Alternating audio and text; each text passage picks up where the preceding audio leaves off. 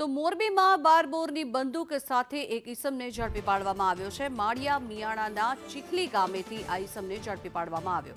બારબોરની બંદૂક બનાવતો આ ઈસમ ઝડપાયો। એક ઈસમ ફરાર થયો છે।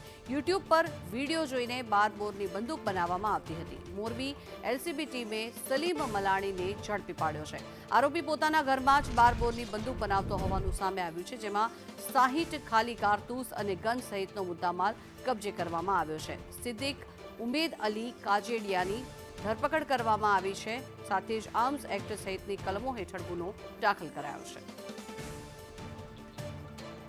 વધુ માહિતી મેળવીએ સંવાદદાતા જગદીશ પરમાર જોડાયા છે। જગદીશ, શું કાર્યવાહી હાથ ધરવામાં આવી રહી છે આ રીતે ઘરમાં જ્યારે બંદૂક બનાવતો હતો આરોપી? એ પ્રકારે વાત કરવામાં આવે તો માળિયા મિયાણાના ચીખલી ગામે આમ તો જે બંદૂક છે તે બનાવવાની મિની ફેક્ટરી ઝડપાઈ છે।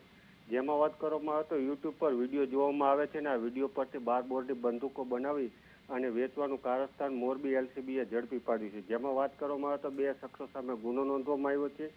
એક શખ્સની ધરપકડ કરવામાં આવી છે। 2 બારબોરની બંદૂક, 60 ખાલી કારતૂસ, gun powder, welding machine, grinder machine સહિતનો મુદ્દામાલ જપ્ત કરવામાં આવ્યો છે। 19,000નો આ મુદ્દામાલ છે અને સાથે જ આરોપી છે સલીમ કાદરભાઈ મલાણી, તેની ધરપકડ કરવામાં આવી છે।